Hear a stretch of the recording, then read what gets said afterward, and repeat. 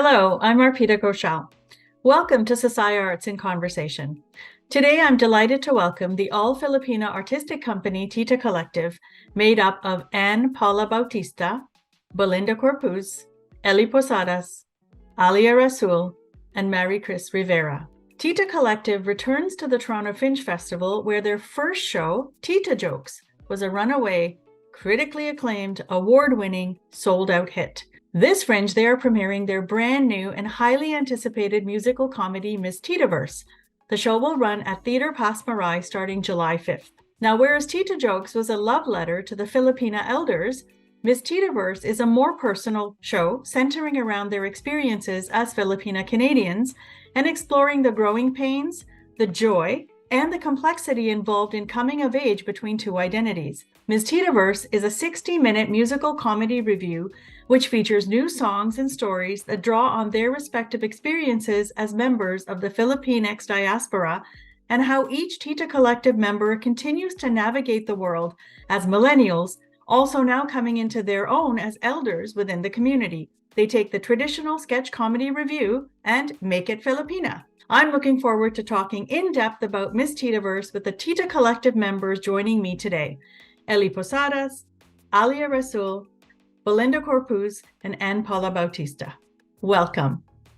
Good afternoon, everybody. Thank you so much for joining me.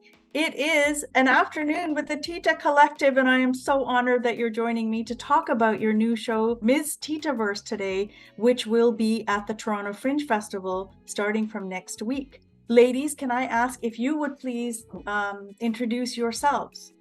I'm Eli Posadas. I'm Alia Rasul. Belinda Corpus. And I'm Anne Paula Bautista. It is so nice to meet you virtually in person.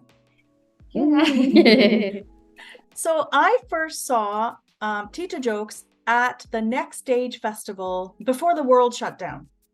And I was incredibly touched and impressed and moved. And of course, it's nonstop funny. But you cover a lot of pretty serious themes within a hilarious show. So I'm wondering, now that we have a new show from the Tita Collective, if you want to talk to us a little bit about Miss Titaverse. Yeah, so Miss Titaverse is kind of like book 2 of our shows, where in this version, we're still doing the funny things, hopefully, and also just talking about even more hard-hitting topics, things that we didn't touch on before. We kind of, now that we have our sea legs doing Tita Jokes, we feel more empowered to speak on certain topics, and along with using the container of the pageant, which is a huge just iconic thing in Philippine culture, that we all kind of related on in some various ways, to help illustrate that on stage. Tita Jokes was sort of like a love letter to all of our titas, whereas this show is more so for us and our experience as Filipina Canadians. Yeah, and we kind of have the beauty pageant anchoring the narrative, because for a very long time growing up, the Filipina beauty queen was an iconic and major figure in at least my understanding of what a Filipina woman looks like, or what the ideal is, and what a Filipina woman should be or aspire to. And on the one hand, it was amazing to be able to see Filipina representation on a world stage and really thriving in a very specific way. But on the other hand, trying to grow up to become a beauty queen has its own very complicated things, especially as someone who's like growing up as an awkward kind of young lady, right? So, so Tita, I think Miss Titaverse kind of tracks like our growing up a Filipina and Canadian, and also starting to understand what it means to be like Filipina ourselves. So have you discovered certain things about yourselves while creating and composing this show? There's so many sketches where we're going back in time to our younger selves. And so I think through the show, we're also honoring like how we've grown up, and like what's already been mentioned, how we've grown up in the diaspora, in the Philippine diaspora, but also just like personally, like just as a person, how you're discovering the world around you, and then through this specific lens as well. So I think, yeah, we've learned a lot about ourselves, rediscovered parts of ourselves that maybe was like a bit quieter in the background, and then now has a voice to come out on stage in front of everyone, which is really fun. Like we have a couple of sketches that, you know, we are placed in our younger selves. So that's really exciting. Mm-hmm. And to add on to that, I think that the first time we were in Fringe with Tita Jokes, we were sort of anxious about how people were going to receive what we were putting on stage. Partly because we're like, are they going to understand everything? Is it something that will resonate with everyone? But in doing that, we realized that being as specific as possible has really served us. And so in this round of Fringe, we're leaning into that a little bit more. Did you expect when you put Tita Jokes together, did you expect it to resonate as widely as it has? No. And this is a story that I like to say because I remember how all of us felt the day before. So we were tech, it was our tech day. So the day when, you know, you program your show in, and we finished that up and we're tired, and we were all sitting outside the theater and being really anxious and just sort of giving ourselves a pep talk. Like, I think we said, you know what? If no one comes, at least it's fun for us. We had no idea, because Filipinos, especially our aunts and uncles in like our community, they didn't really come out to Fringe, like the various times I'd done it before. And so the opening night, when it was sold out and it was like all Filipinos, it was wild. Mm-hmm. It was wild. I think we all cried. Yeah. I think also for us, it felt like a sort of a big risk, because we really hadn't seen, you know, Filipino women in comedy so much. At least we didn't have access to it. So we were scared. I mean, like, taking up space is, you know, something that I myself am still working on. And so being on a stage like that and telling our stories is very vulnerable. Yeah, and I think it's important to also say that we had pitched this to people prior, and they now my tears have mixed with my lotion, and now So no, you got your glasses on. Yeah. Secrets revealed. But we had talked about it casually with folks, and it was discouraged, right? So it really, when Ellie said it's a risk, it really felt like, oh, this is the first time we're really going against the grain in a public way. We were hoping for a tiny room, Fringe, and we got in actually waitlist, so we got in late. True. We didn't and they were like, yeah, so you're in, also it's Tarragon main space. I just, you know, it's so fun. I look back at, you know, the very anxious me then, and I was like, I wish I could be like, it'll be fine. Yeah. We were honored that people paid for parking to come see us. Yeah, In downtown Toronto. It's big, I tell you. It's hitting me really hard that you were discouraged from this show, and that hurts my heart, and it surprises me, but I also feel vindicated for you. The house was full when I went, and you went on to win multiple awards for it. So, you know, good for you, because you showed them. I'm curious about what we might expect that we've seen a bit of already in Tita Jokes, and what is going to be completely new and different, because I'm really excited about this show. I think you can expect a lot of dancing and a lot of singing, and you know, like bonga, like glamour that you've seen in Tita Jokes. But I think the next step is a lot of the music is original and originally written. Again, it comes from like it's even more personal than Tita Jokes was, because it's coming from like our different perspectives growing up as Filipinas in the diaspora. So that's really cool.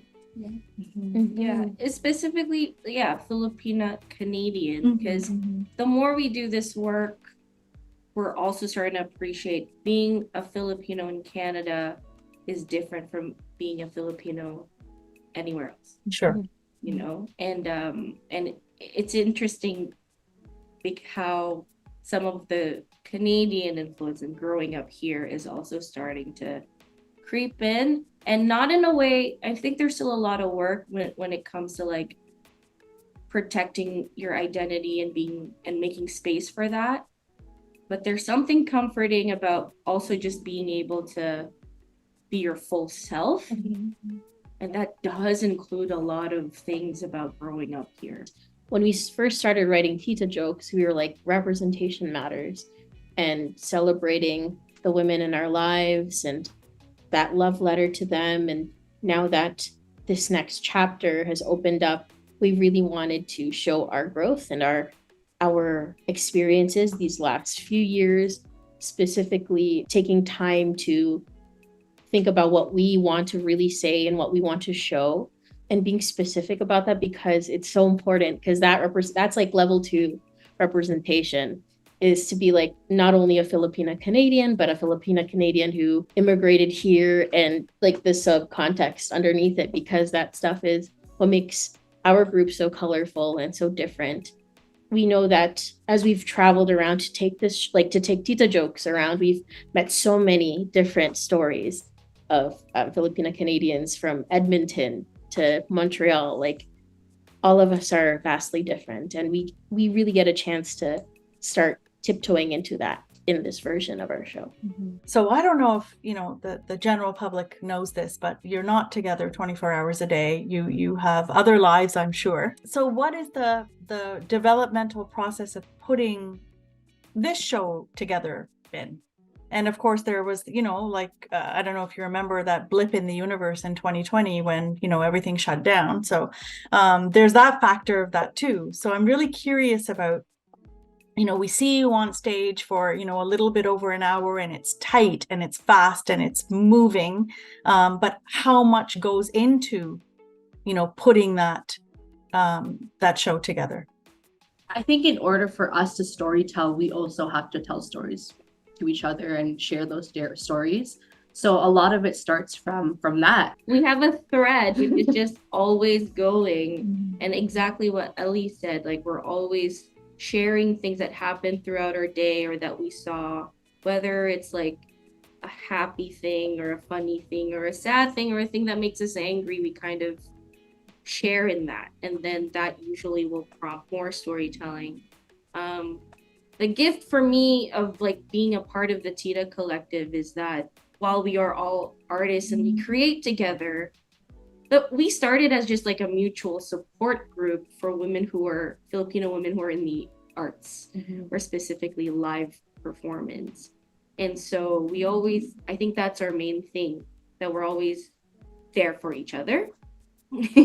And so a lot of that means sharing a lot of memes, jokes, and it just kind of like some of the ideas that are finally going to be seen in this show were ideas that we had before Tita Jokes was created. So we take our time with them, and ideas that didn't make it into this show is probably going to make it to the next one. So we're also not wasteful with our stories. Like, we want to make sure that they're incubated, and it's incubated within this little community. So how do you know that the time is not right for a particular idea in a particular show, and then you maybe put it aside? And like you said, now I'm really excited there's going to be another show, and I don't know how much you're willing to tell me, but like my heart skipped a beat when I heard that. How do you know that we're going to reserve this idea? It's great, but it's not right for this particular show. Communicating and just laying it all out. On this wall over here, we have just like all of our like notes and post-its. That's one of our like tools that we've kind of had since the beginning, to just lay out our skeleton of the show, our running order, and seeing what we have and seeing what is similar, what is different, what we need, what we don't need. We are all hands-on with this process. We very much make sure that we're all okay with putting things aside and stuff, but ultimately knowing that this project is not the one project we're doing. We're writing for a catalog, an encyclopedia of Tita. These sketches, these pieces are constantly living, no matter when they're written, no matter where they're put or placed. But to answer your question, communication and post-its. But I think for us, when we decided on this show, we decided what is the thesis? What is the thing we want to say? And then within that, we were like, okay, well, then I have this story, and then I have this story. And I think the most important thing with those stories is that they were fun to play with within the larger thing that we wanted to say. We know something is ready, I think, when we feel like we were able to say it as clearly as possible. Because even sometimes I'm like, oh, there are things that I want to say, but I don't think I even understand it myself yet. And then maybe I need to grow up a little bit more, have more perspective. Well, thank you. I have one more question that I would love to ask you, and it's going to, again, be a question for all of you or each of you as you choose. There are, I believe, 102 shows at the Fringe Festival this year. Okay, Alia's nodding. So yes, I got that number right. Okay. I want to help people to choose yours. I'm going to ask you if you would please give the listeners, the viewers, an elevator pitch to help them to choose your show. My so-called life with the Filipina spin. I don't know. Well, I mean, our poster says Miss Titaverse is a beauty pageant, but funnier, angrier, and with more chicken adobo. Honestly, the show is going to be a musical spectacle, and we do our best to make sure that you feel good when you leave. It's going to be a lot of laughs. We're going to have fun on stage. So, I'm sure you're going to have fun too. It's going to be a community fam jam, and we'd love to see you there. Well, you'll see me there. Those are all the questions that I had for you. And I'm so thrilled that you took the time to speak to me. It means a lot. And I am very, very curious about how far this show is going to reach. And I hope that there was no resistance this time. We produce things ourselves now, so female-led, female-produced. Those things are important, right? That was the best gift that we were given. We had no choice but to make it ourselves, and so we learned how to make things, and now we can make as many things as we want. Miss Titaverse opens next week and runs until July 15th. And I think you're going to fill the houses again. I really do. Thank